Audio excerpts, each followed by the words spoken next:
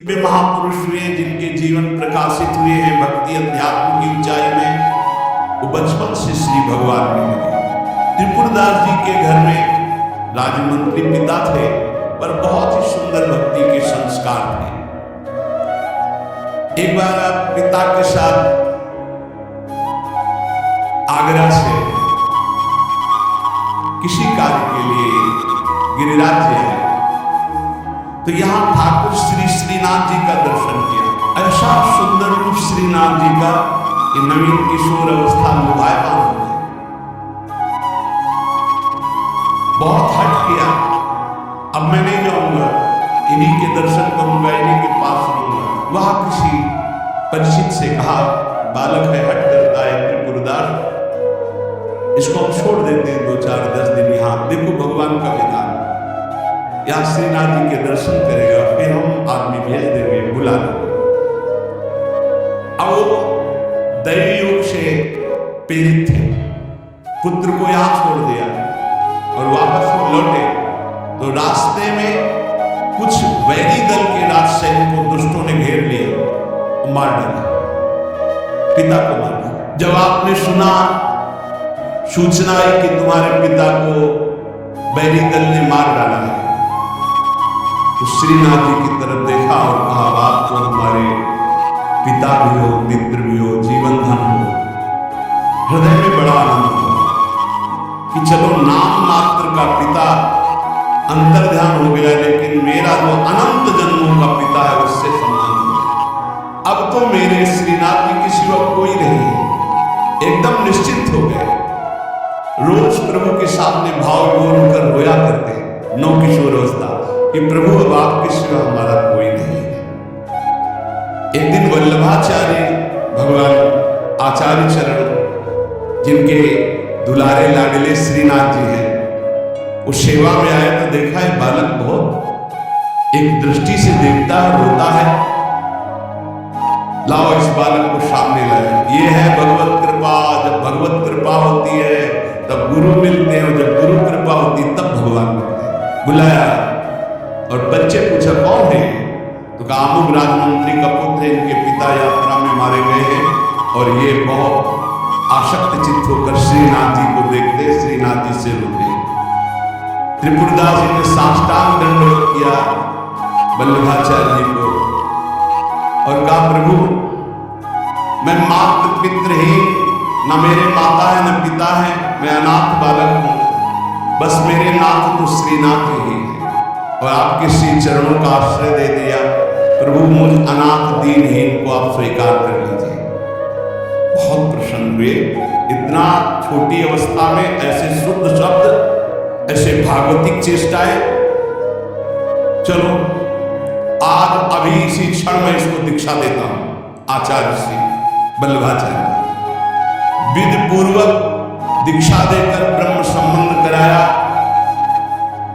कुछ दिन तक पास रखा और कहा वापस जाओ घर। श्रीनाथ जी की सेवा की भावना रखो, निरंतर चिंतन करो, ध्यान में श्रीनाथ जी का स्मरण रखो, भक्ति में जीवन व्यतीत करो। हमारा सदैव कृपा प्रसाद तुम्हारे साथ है। गुरु आज्ञा तत्काल श्रीनाथ जी से उनके जो बच्चे के थे ले। यमन राजा था, उनके राजमंत्री थे पिता।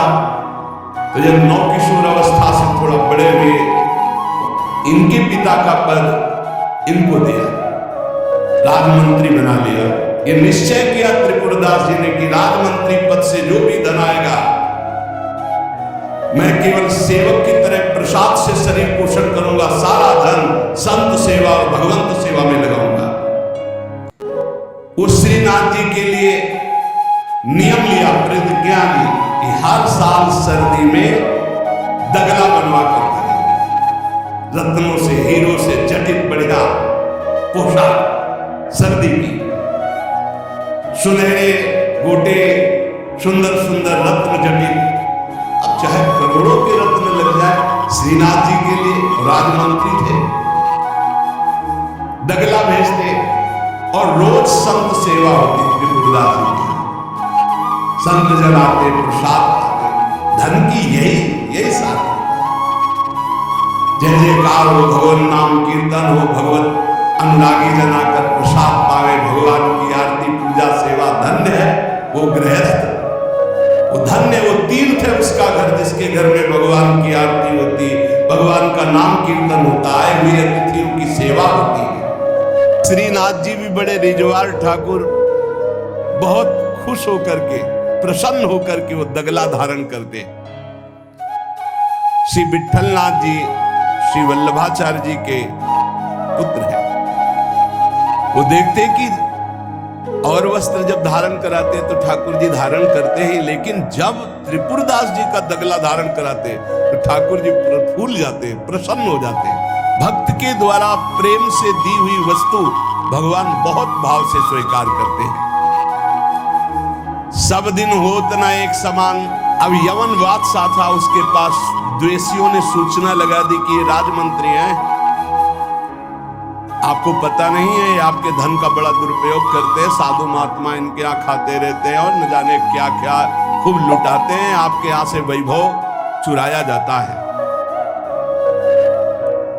और वो राजा यवन, उसकी बुद्धि बदल गई, उसने तत्काल आदेश किया सर्वस्व अपहरण कर लिया जाए, त्रिपुरदास जी का सर्वस्व संपत्ति जब्त कर ली जाए। मतलब पात्र भी घर में नहीं रह गए, सब जब्त कर लिया गया। जहां रोज संत सेवा, ठाकुर सेवा, श्रीनाथ जी के लिए बहुत महंगा पोशाक सर्दी की, सब एक पात्र भी नहीं रहने दिए, सब जब्त कर लिया। खाने पीने तक के लिए नहीं रह गया, सब यवन राज ने जब्त करवा लिया। अब जैसे तैसे बहुत गरीबी से, कष्ट से जीवन यापन होने लगा। अब आए सर्दी की ऋतु। सर्दी की ऋतु में श्रीनाथ जी को दगला भेजते थे, खूब सुंदर सजा करके। यहां सजाने की क्या बात, खाने की भी कोई वस्तु नहीं रह गई थी। ठाकुर जी की सेवा की प्रतिज्ञा की थी कि जब तक जीवन है आपके लिए पोशाक भेजूंगा।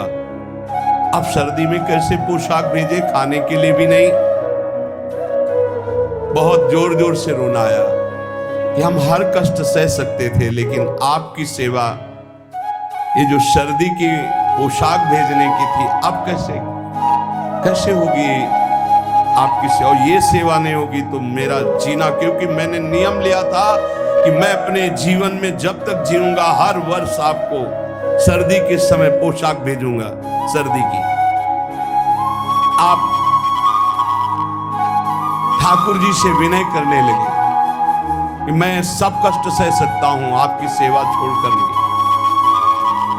इतने में देखा, दृष्टि गई तो एक ऊपर दावात रखी थी। आपको जैसे कोई डूबते हुए को तिनके का सहारा मिल जाए, और वो दावत पीतल जैसी दिखाई दे रही था। तो लग रहा था कुछ सिक्के की तो बिकी जाएगी।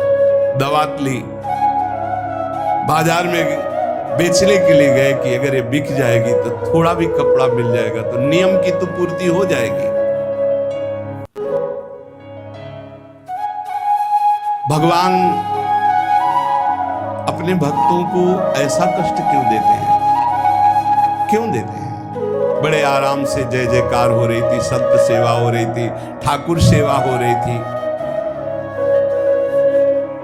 श्री प्रियादास जी कहते हैं, भयो ईश ख्याल, इष्ट देव को ये पसंद है। अब त्रिपुरदास जी बाजार गए तो बेच के बाजार यो रुपया एक पायो, ताको ल्यायो मोटो थान मात्र रंग लाल गाइए, भीजो अनुराग पुनि नैन जलधार भीजो, भीजो दीनताई धरि राख्यो और आइए, को प्रभु जन आए सहज दिखाई दई, भई मन दियो ले भंडारी पकड़ाइए, काहू दास दासी के ना काम को पे जाऊं लेके, बिनती हमारी जो गुसाई ना सुनाइए। त्रिपुरदास जी वो दावत दिखाई दी जो पीतल की सी दिखाई दे रही, उठाई बाजार ले गए तो उस समय उन्हें 100 पैसे मिले, 1 रुपया। कपड़े की दुकान में गए, मोटी मार्किंग। अब जहां इतना कीमती वस्त्र, सोने के गोटे, हीरे लगाकर सुंदर ऐसी पोशाक भेजते थे, वहां आज स्थिति की मार्किंग। कैसे ठाकुर जी को भेजे? लाल रंग से लगा, लाल रंग अनुराग का रंग। सफेद मार्किन लाके आंसू गिरते जा रहे हैं कि नाथ, ये मोटा मार्किन आपके तो दास दासियों के लायक था, आपको पर कुछ नहीं है। अनुराग में भीने हुए नेत्रों से अश्रुधार बह रही है, हृदय में भारी दीनता है, और ऐसी ही वस्तु प्रभु को बहुत पसंद है। हमसे अगर दी जाएगी 5 किलो सोने का छत्र, तो 4 लाख योजन का सोने का पहाड़ है उनकी इस मृत्यु लोक में। 5 किलो क्या होता है? साहस नहीं हुआ, रंगा लाल रंग में, प्रेम रंग में रंग कर रख लिया, पर साहस नहीं हुआ कि मैं जाकर के श्रीनाथ जी को दूं। कैसे दूं? अब उनके मन में एक बहुत पीड़ा है, और देखो भगवान अपने भक्त की बात को अंतर से जानते हैं। त्रिपुरदास जी के हृदय में दैन्य, और दैन्य भगवान को बहुत प्रिय है। इतने में विधान बना, गोसाई जी के सेवक श्रीनाथ जी की सेवा के लिए जो भक्तजन थे उनके यहां विचरण किया करते थे, अचानक दृष्टि में पड़े त्रिपुरदास जी के। देखा ये तो श्रीनाथ जी के सेवक हैं जो गोसाई जी के पार्षद हैं, और ये तो सेवा सामग्री श्रीनाथ जी को पहुंचाते हैं। तो आपने प्रणाम किया, घर लिवा गए, कुछ खाने पीने के लिए व्यवस्था ही नहीं। कैसी कैसी, कहां राजमंत्री का सुख और कहां। बहुत संकोच में भरे हुए वो मार्किन निकाल के लाए जो लाल रंग से रंगी थी, और कहा हाथ जोड़ करके कि हर वर्ष प्रतिज्ञा थी कि श्रीनाथ जी को पोशाक भेजेंगे, पर भगवत कृपा से वैसा विधान बन गया है। यद्यपि ये श्री गोसाई जी के किसी दास दासी के पहनने योग्य भी नहीं है, फिर ये श्रीनाथ जी के श्रीअंग के लिए तो क्या होगी। पर आप क्या इस भेंट को वहां तक पहुंचा देंगे? भंडारी को दे देना, पर गोसाई जी को कुछ मत बताना, न मेरी स्थिति बताना कि खाने को भी नहीं, और ना ये बताना कि मार्किन भेजा। कुछ मत कहना, उनको दुख पहुंचेगा। केवल भंडारी को दे देना, वो जो चाहे जैसे चाहे, यद्यपि वे श्रीनाथ जी के योग्य तो है ही नहीं। देखो भगवान भावोत्सवेन भजताम रस कामधेनु है।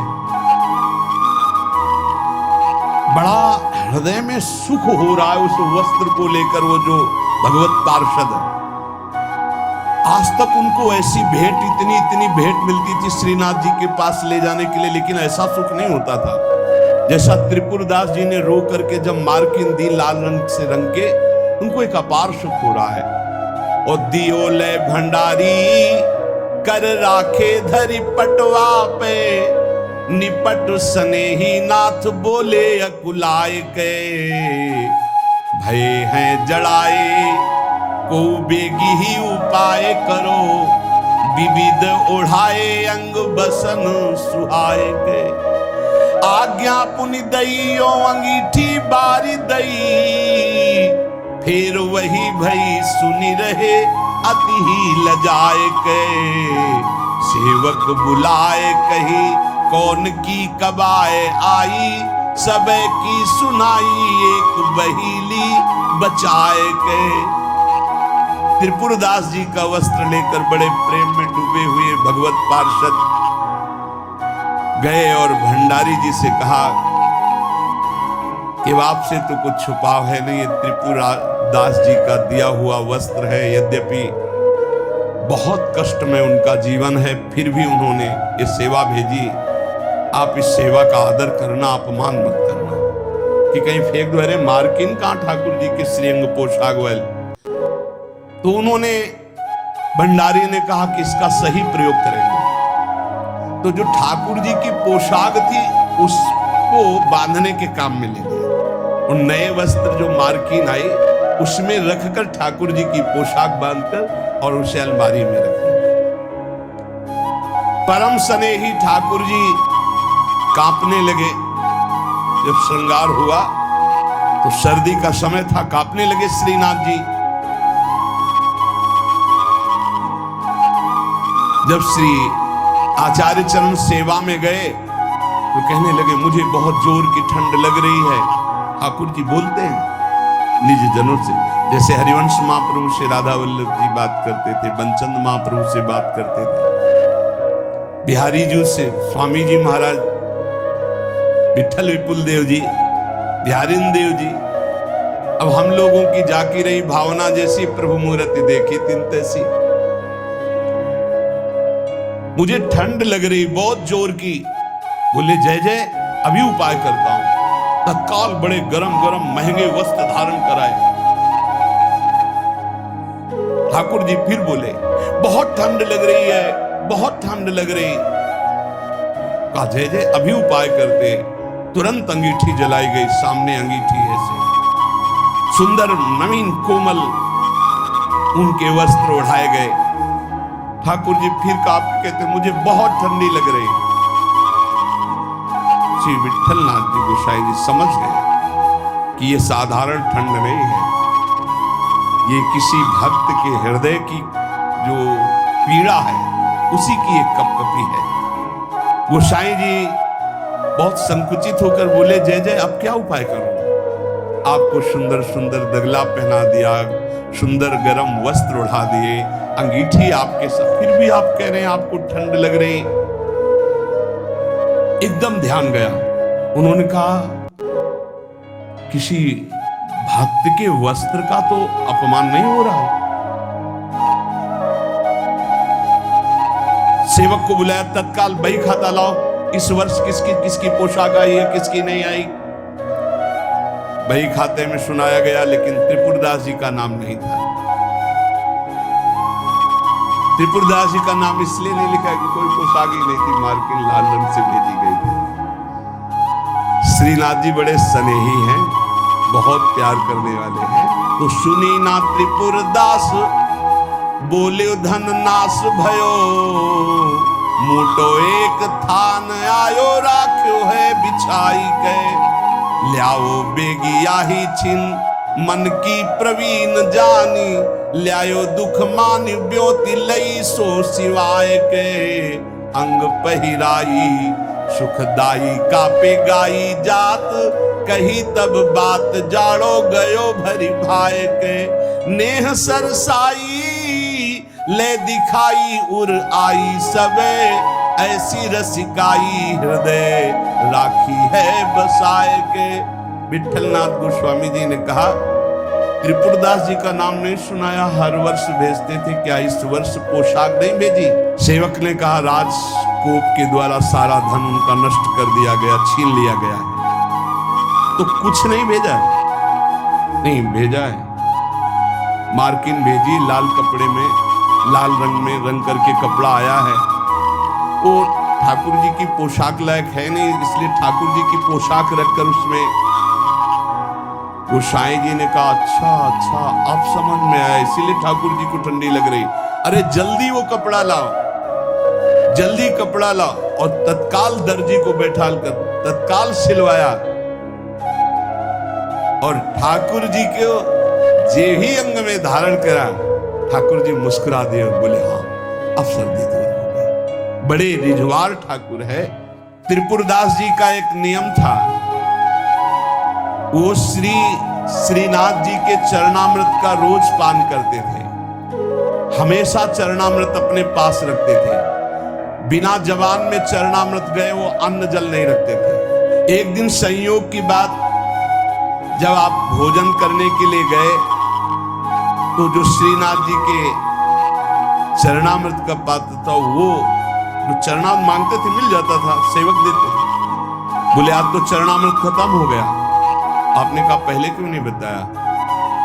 अगर पहले बताए होते तो चरणामृत की व्यवस्था करते। तो उन्होंने कहा मैं दरबार जा रहा हूं, तुम लोग श्री ठाकुर जी को भोग लगाकर प्रसाद पा लेना, अब मेरी प्रतीक्षा मत करना, क्योंकि जब तक चरणामृत नहीं तो मैं ठाकुर जी का प्रसाद भी नहीं पाऊंगा। मन में निश्चय किया कि यदि चरणामृत श्रीनाथ जी का नहीं मिला तो चाहे प्राण निकल जाए कभी कुछ जबान पे नहीं रखूंगा। चरणामृत के बिना मेरा जीवन किस काम का। रसोईया अपने कार्य में लग गया। इतने में